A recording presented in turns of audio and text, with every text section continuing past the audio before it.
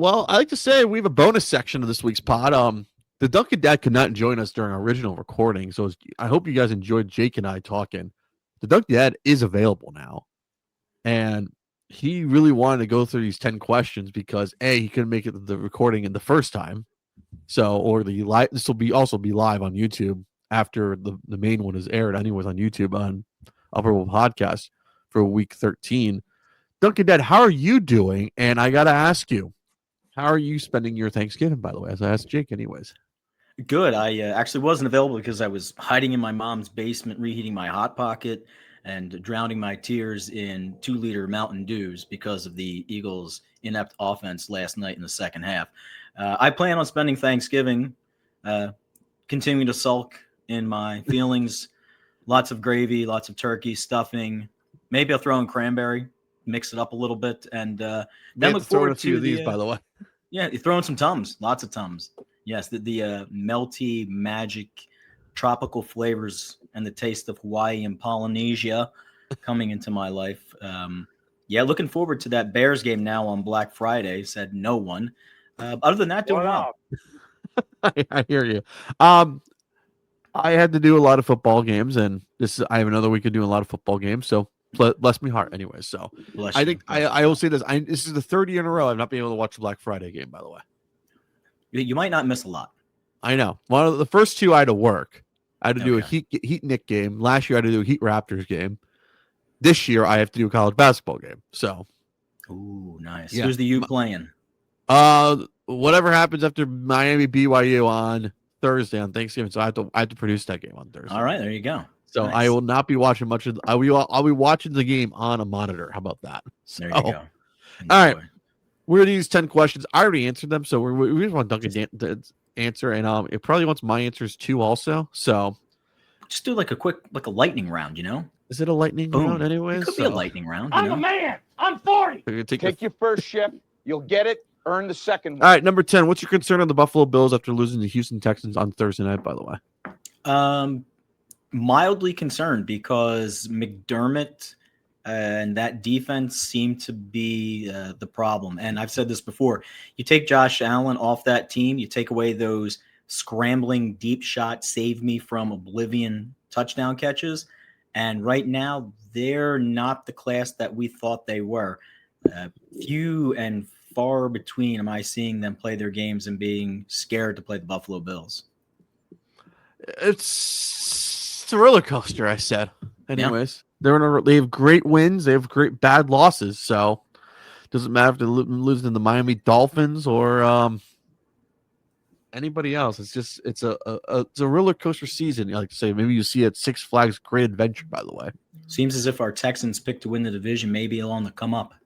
Who knows? At least make the playoffs. Who knows? Who knows? Anyways, so that's why. All right, number 9. How concerned are you about the Vikings and J.J. McCarthy after losing to the Packers on Sunday, by the way? I'm sure Jake Reitman might have pointed this out, but did you do that purposely in the number 9 slot? Because his alter ego is number 9? Did not do that on purpose. It's the first thing I was trying to spread the games out, you know? Well, number 9, JJ, and his little alter ego. Listen, we said this from the beginning, or at least I did. I had no belief whatsoever in the Vikings doing what they did last year and making the playoffs. This year's Vikings are the Chicago Bears.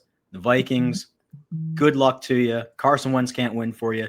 JJ's on another planet. The other JJ is getting abused and used, and at least he's getting paid in Minnesota. But can we just write the Vikings off now? Can we just be done with the Vikings? Yes, we can. Be done. We can. Yes, we can. Let's be done. I said this earlier. I didn't believe in him. I smelled something funky about J.J. McCarthy at first. I'm not trying to toot my own horn that he's Christian Ponder, but I think he's worse than Christian Ponder. Hey, Michigan that's guy. Saying something, by the way. Yeah, that is saying something, right? Michigan guy managed the team halfway decent, but let's not beat ourselves over the head here, kids. That defense won that championship for them. So, and the run game too of Blake Corum as well. Blake Corum, man. Blake Corum was a beast. Shout out to Blake Corum. Yes, he just literally handed the ball off. Like I will say this: there's not been a good Michigan quarterback that has been in the pros since Tom Brady. Yeah. Man. Chad Henne, no. Remember the Drew Henson experiment? Holy cow! Go play baseball. You should have played baseball. but he wanted to play for the Cowboys. Jerry I'll play Jones. for Cowboys and Jerry. Come on, man. Yeah. All right. Number 8. Thoughts on Jameis Winston's performance for the New York Giants in the loss to the Detroit Lions. Follow up. Where do you rank the Lions' black uniforms in NFL black alternate uniform history? By the way. Ooh, nice. Hey, shout out to the Texans real quick going the opposite way with that battle red uniform. Mm-hmm. That was pretty cool looking, man. I'm not usually one for those kind of unis, but that battle red thing was kind of doing it for me. Alternate black uniforms.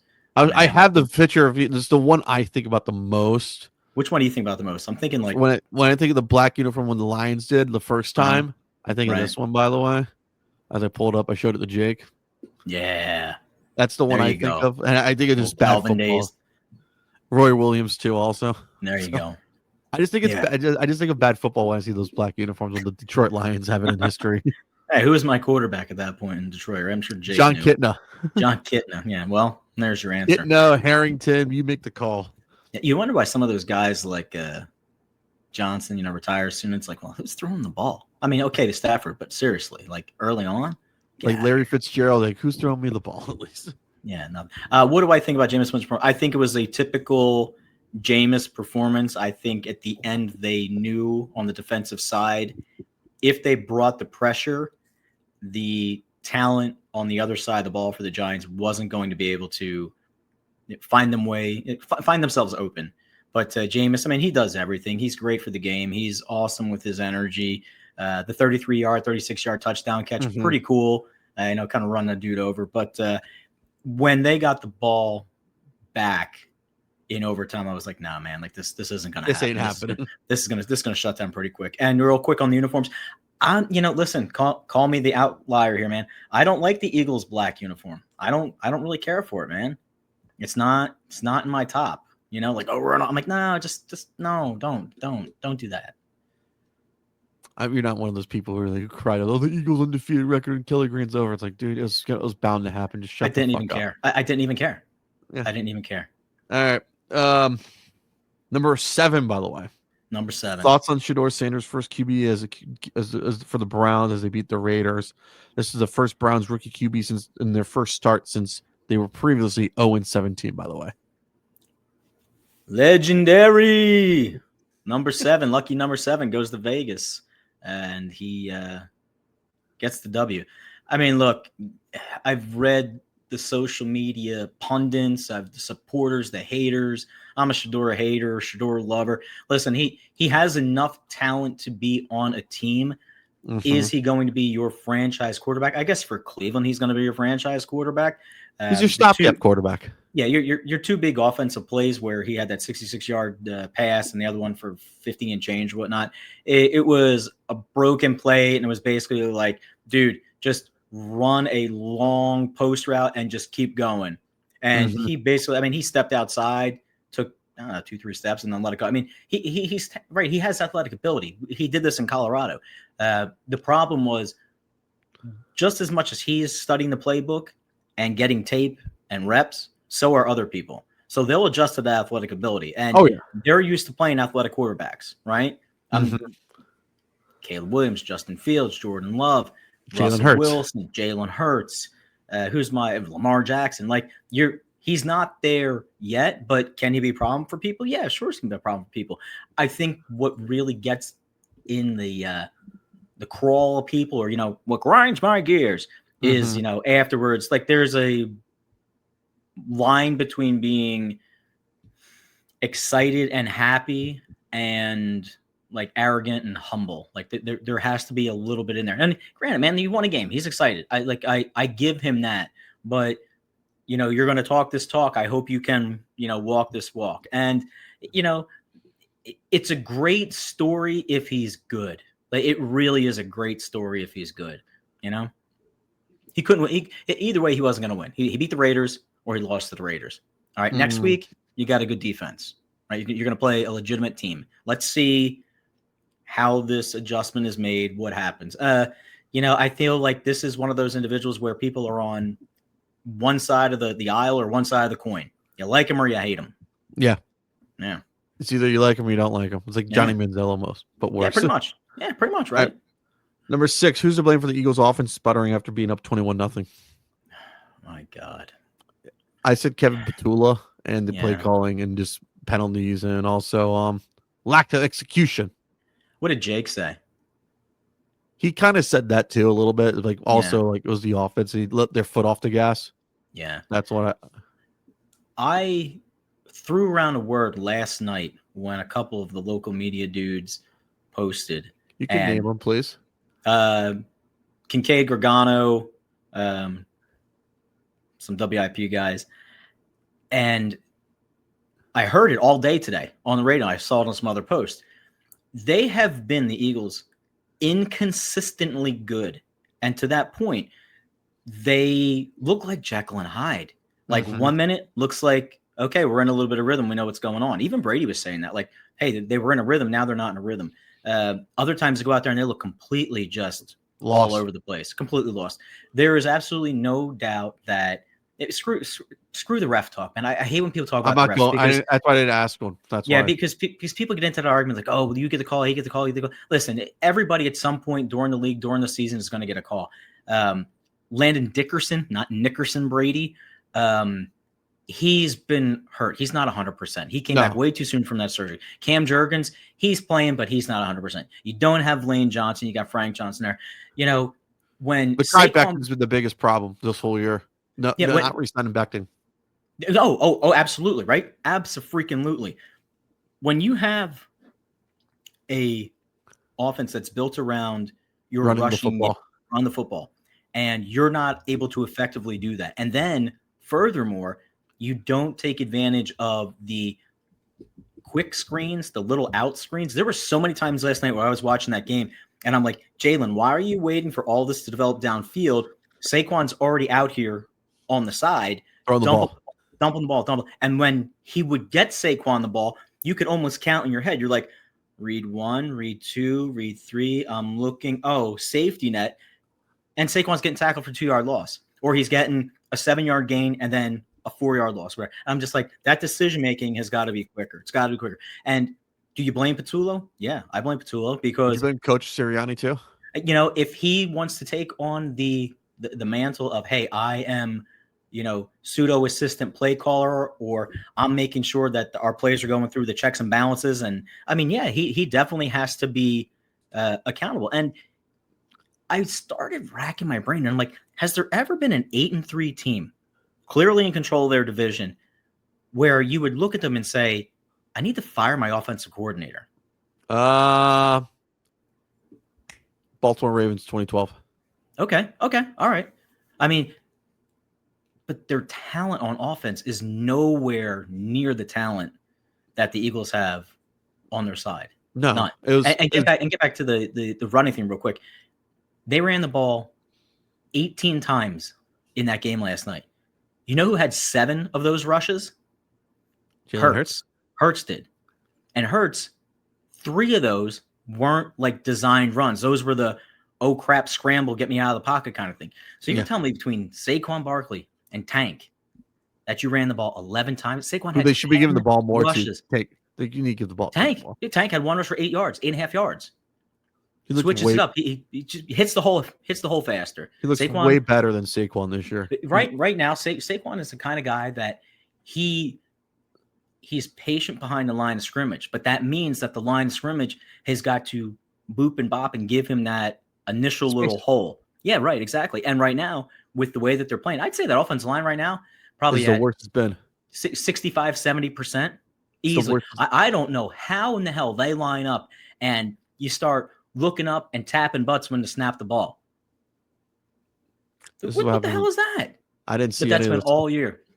It's been all year, man. Anyway, who's to blame? Patullo, Sirianni, not running the ball, injuries. I mean, shout out to Reed Blankenship. Shout out to everyone else getting banged up. And listen, PSA for kids: if the ball is getting punted to you and you stand on the 1-yard line, don't catch that ball. Don't catch the ball. Let it go into the end zone. Mm-hmm. Moron. I never thought I'd see the moron convention is back, at least. Fuck. All right, number 5. What's the concern level for the Eagles' next 6 games? They have the Bears this Friday, Chargers Monday Night Football, Raiders Washington on Saturday, at the Bills, then home for Washington. What do you see? super awesome, grateful, thankful that the Bears are coming to Philadelphia. Super grateful for that, because right now, the Bears beat their first above 500 team to get to their 8 wins or whatever. That's why I call them kind of like paper right now, but we'll see. I don't think the Eagles match up well with the deep Chargers. ball. The Chargers. The Chargers are a mixed bag right now. I thought they were going to be, class of that AFC, but getting on the plane after Turkey Day, going all the way west, having to play them on Monday night. At one point, I looked at this and I was like, okay, 1, 2, 3, 4. I was like, we could probably go 5-1, 4-2. Now I'm thinking they go 3-3, maybe 2-4. Bears, that's a must win. Bears is a must win. The Bears is a must. If there haven't been many Philadelphia must win games in the last 2 years, like forget 23, forget that year or whatever, because that whole team went to crap after the 10-1 start. But this game seems like, all right, are you the defending Super Bowl champions and you've got your poop together, or you just have a lot of talent and you're winning games on talent, right? Like you're an NCAA team right now, right? Like you're Kentucky. You're going to win your first 3 games, but when you start playing against really quality opponents, and people will be like, "Oh, Dunk, will they beat the Rams? Oh, Dunk, will they beat the Bucks? Oh, Dunk, will they beat?" It's like, yes, it's like the college football playoff, to like a CFP, exactly. Yeah, so I'm concerned, man. I think 7 out of 10. I think Bears is a must win. Chargers, I think it's a loss. Mm-hmm. Raiders is a win, but Pete Carroll's got our number. Yep. And they fired Chip Kelly. Washington, I think they're going to split Washington, and they're going to lose up in Buffalo. The game for Buffalo is going to mean a lot. Yeah. It might not, like, if they handle their business going into, let's say, the first Washington game, right? Say they're 2-1 going into the first Washington game. Yeah. That game for Buffalo means a hell of a lot more for them than it does the Eagles. Yeah. Right? The Eagles at that point, they'll have the game in hand on the Bears. They'll have to see whatever shakes out with the Rams. So the worst you're looking at that point is the 2 seed, because nobody else is going to catch you record-wise. No. Like at that point, you're 10 wins, right? Yeah, 10. Right 10 now, you are, as we look at this, 8-3. as we're recording this, we are 8-3. Right. This is your little standings ranking right now. It is currently in the NFC, as you have is... Should be Rams, Eagles, Bears. Rams, Eagles, Bears, Bucks. Yeah. Seattle at 5, 6 Right. Green Bay, 7 San Francisco, 8 is Detroit, 9 is Carolina, 10 is Dallas. They're 5-1. Crazy that Detroit is on the outside looking in. I know. It's going to come down to the point where you are going to have to win that division. Yeah. Guarantee yourself a spot. Yeah. Or you have to beat Green Bay this weekend. You have to beat. There's no doubt. That is the most must-win Bears game of all time, anyways. Yep, absolutely. The Lions game. The Lions game, billion%. Yeah, for the Lions. Holy hell! It's nice. Thanksgiving Day game means something, right? Yeah. We actually have this is the most two meaningful games. Fuck the late game, by the way. I'll tell you this. All right, number 4. Give me your power rankings after week 12, 5-1, or NFL 1-5.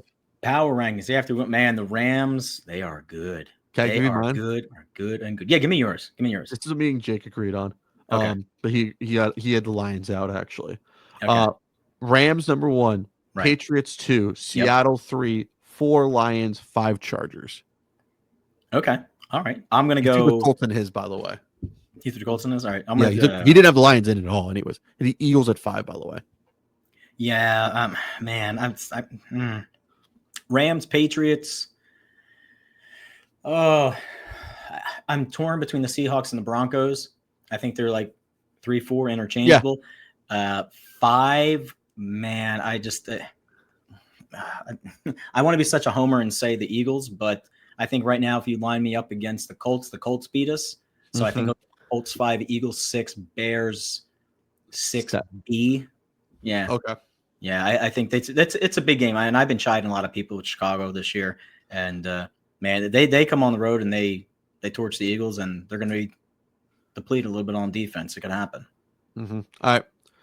Number 3, what's your favorite Thanksgiving NFL game that comes to your mind first? So Jake used to go to all the Thanksgiving NFL games. Look at this in kid. Detroit. Look at him go. Yeah, look at you, Barry.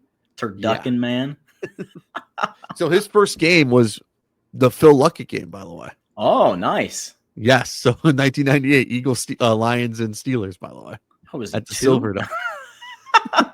Like probably my age, like 5 or 7, 8. Like 7, yeah. I was having kids. No, I'm just kidding. My favorite game, the first game that always comes to mind is Michael Vick torching the Lions. Yeah. That's the one game I remember. There's not many Cowboy games I could think of. I'm not not trying to be an a-hole over here. Yeah. That he mentioned the Calvin Johnson game, burning Eric Rowe to crisp. Right. I remember that game. I told my story about good old me being at Dana Point for the weekend. That's why. Sorry for that Thanksgiving weekend. What do you got? What do you think of? I think of 2. The first one is I'm pretty sure shout out to Golick, shout out to Big Golick on the team. 93, 94, I think it was 93 Thanksgiving, 94 Super Bowl year. Dolphins, Cowboys in Dallas, snowstorm. Oh. And there was a late blocked field goal. Leon Lett, I think, recovered it, but then he attempted to fall on the ball, and like it went forward and knocked it out instead. The Dolphins recovered the ball. They kicked the game-winning field goal to walk them off. And then there was also one. Was it the one that Jerry Jones looked like this almost? Yeah, there was one. It was. I think it was like, who was the kicker? Like Pete Stoyanovich or something like Stoyanovich or something like that. It's a really long name back then. And then there was another one on Thanksgiving where. God, it was Led again. Was it Led again? No, I don't know what the game you're talking about. Yeah, no, the 93 one, that was huge. I remember because I think that was at the height of me being like a Cowboy hater. The Cowboys are a great spot. Like, here comes the Dolphins, block thing. Let tries to fall. They so that one's huge. I remember it was in the snow in Texas, which was really, really cool at Old Texas Stadium. 16-14 was your final, by the way. There you go, 16-14. The Sleep Bowl. The Sleep Bowl. The only other ones on Thanksgiving, man, there's been some blowouts on Thanksgiving. Yeah. There's been some close. Oh, man. That's probably the biggest one. I think it's probably just because the Cowboys ate. Yeah. I just can't. Every Cowboy game I can remember has always been a blowout. Yeah. Oh, yeah. No, that was this. That was nice. That would have been, what, 93? It's about, yeah. That's probably 1 year old. A little older. 1 year old. All right, number 2. Yes. What edition do you like more, the Thanksgiving night game or the Black Friday game? Oh, man. I think you could. It's been a while now since we've had that third game. You've had it since 06. 06, yeah. Yeah, that was on NFL Network at first, and they put it on NBC in 2012. I kind of. I don't know. Like, Black Friday is usually a busy day, but I hate the Black Friday game. That's why. Yeah, because I've had to work. That's why. Yeah, I think for the teams that are playing, it's probably better than that night game on Thanksgiving. Honestly, I could do 2 games on Thanksgiving and be fine until the weekend. You can put a Saturday game if you want to. Well, college football that's Saturday. Nah, that's all right. December comes around, the NFL takes over Saturday anyway. I know that is true. That or is January. One of the two. All right. Number 1. Yes. Should the NFL make teams wear throwback uniforms when they play on Thanksgiving Day? Cowboys are the only team that does it. I don't know if the Lions are going to bring out their throwback unis again. That would be cool. I think that would be cool. They used to do it back in the day. They used to in the early 2000s. Like Reebok was like, all right, we'll just make a few throwback jerseys, you know? Yeah, that's nice. That'd be kind of cool. They should. I think that's one of those games where, for the teams who aren't necessarily like the standard, like if you're not the Lions, you're not the Bears, you're not the the Cowboys or whatever. Usually Dolphins usually play too. But yeah, that'd be kind of cool. Like the Dolphins are always in that rotation for the Thanksgiving. Yeah, exactly. They're always in that rotation. Like your traditional Thanksgiving Day jersey. They're going to bring it out, once a year. That'd be kind of cool. Yeah. Like for real. Like we should have this, honestly. But I don't know what's going on. Who's back of the week, by the way? Who's back of the week? Oh my gosh. Man, well, gosh, the Houston Texans and the defense. Houston Texans defense. I guess that's got to be my go-to, man. I mean, there's a lot of who's back this week, but number one defense played like the number one defense. They shut down Josh Allen and the boys, and firmly planted themselves in the we belong in the club like they're trying to do on CBS. For sure. I said cooking. Cooking. Yeah, let's go cooking. Wild Fork Sports Foods. I'm about to go over there later today anyways. There you go, man. Let's do it. All right. I hope you enjoyed this bonus section of week 13. Dunkin' Dad could not join us at first, and he wanted to answer the questions and everything. We are not going to guess the lines. So if you already guessed the lines, go back to the pod already. Take care. Be well. Peace.